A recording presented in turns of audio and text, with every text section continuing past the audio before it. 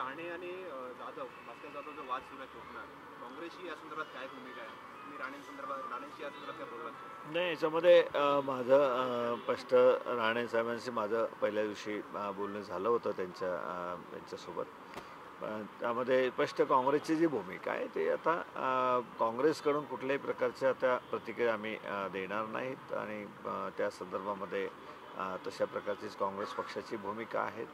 जे काही मागे घटना घडून गेल्या, जे काही स्टेटमेंट आलीत आणि त्यामध्ये मी एकच म्हटलं होतं की सिनियर त्या ठिकाणी मंत्री आहेत, नारायण राणे साहेब मुख्यमंत्री होते.